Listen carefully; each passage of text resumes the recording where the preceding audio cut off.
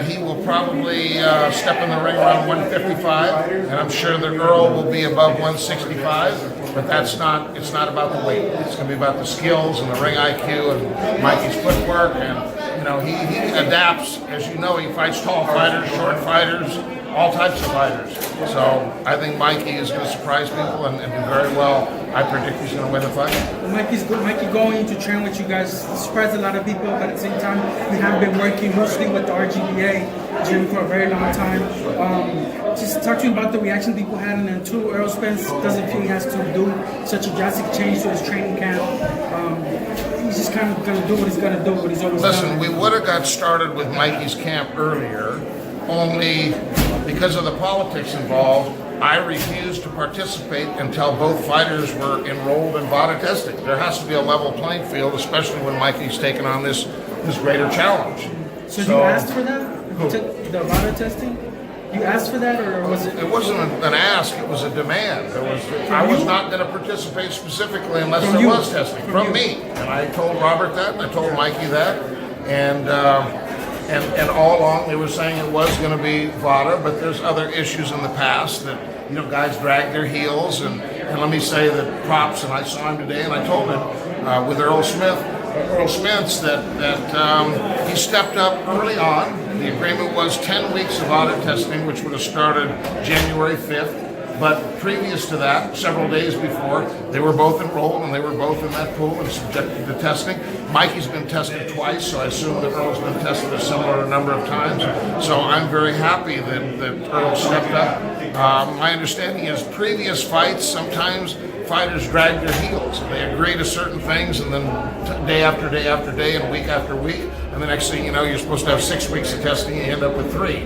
But in this case, the only other fighter that I know that's had 10 weeks of testing like this is Floyd Mayweather and his opponents. And of course, that was not the same standard as VADA. VADA is much more stringent than USADA. Some fighters are enrolled in year-round testing for the WBC. Well, that is completely different because the WBC program is simply you fill out a whereabouts form, and then they can and will test you if they choose to, but there's 255 guys there, and I would say of that number, maybe 10%, 25, 30 guys have been tested. With what's happening with the other 90%, they're not tested. And when they do test you, they test you one time, and they may publish that, but certainly the WBC clean boxing program is not the same as VADA testing. And in VADA, you have an agreed upon number of weeks before a fight, whatever that may be. And Nonito Donaire and Edwin Rodriguez, this is way back, were the first two that did 24/7, 365 testing. Both of those were sponsored by me. So that's really how it started with that. And of course, others, whether it's true or not, but I hear that Canelo is now enrolled in 24/7, 365 too. And props to him.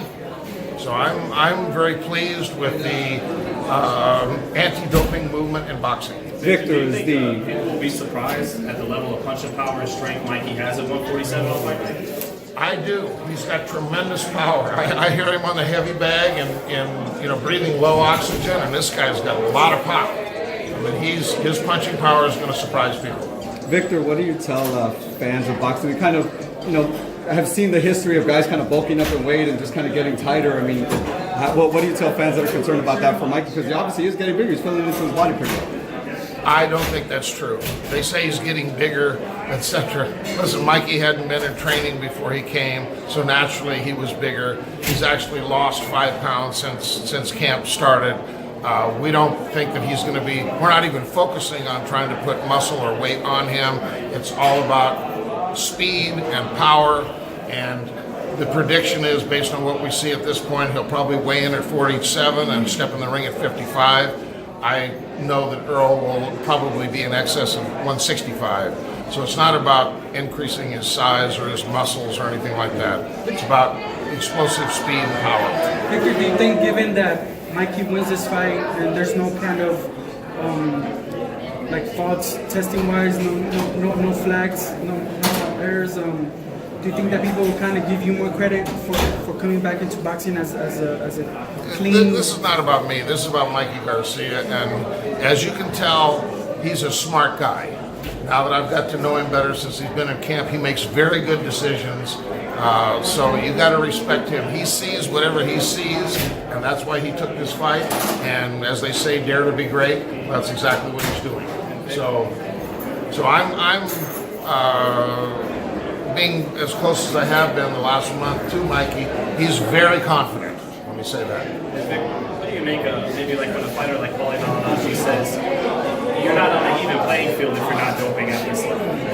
Well, in the past that may have been true, but things are changing, and I've said that publicly. That now that let me explain something. VADA does all the prohibited substances and methods of the WADA protocol, but at all times. That's the difference. With USADA, they test for certain things on fight night, but those things are not tested for during the camp. So BJ Saunders, as you know, recently with Demetrius, bam, he pops positive.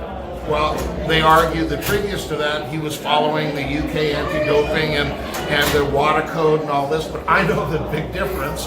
So I was, in fact, I'm the one that sponsored the testing for the fight. And if you look at BJ Saunders, all of a sudden he's weighing 180, and 30 days later he's weighing 160. How's he cutting all this weight? In my opinion, he's using stimulants. So cocaine, methamphetamine, you name it, all those other derivatives. A boxer can use those to his advantage for energy, for weight loss, etc., etc. They don't test for cocaine except on fight night. It's a hell of a drug. So I'm just saying, any and all of the stimulant family of drugs you can take under WADA. I mean, and the WADA code and other national bodies like UKAD or USADA here in the United States. That's not the case with VADA. They test for all substances at all times. And so we'll have that, which means certain people like Joshua, he didn't have any problem with it. Kell Brook, he didn't have any problem with it. So this is a higher standard. So I'm very curious to see how this fight with Mikey and Earl turns out, but I've got a lot of respect for both guys. What's your role with VADA? Do you have a role with I don't have any role with VADA other than in the beginning I have met with USADA. I have met with the founding chairman of WADA. I have met with Margaret Goodman and Flip Hamonsky that run VADA, and given them my input on what the loopholes are and how these athletes are circumventing the testing. Other than that, and being a big fan, I have provided sponsorship money for some of the boxers, probably 10, 12, 15 boxers. I have no contact or no role other than that, so I'm trying to tell them, how you can catch these guys, what they're doing, and how they're doing it. So I have provided that sort of general information, but no specific information about any boxer or athlete. The boxing public might find it kind of ironic that you, being convicted of performance-enhancing PEDs, is now advocating for drug tests. Can you speak to that? Well, there's been a lot of cases like that. That's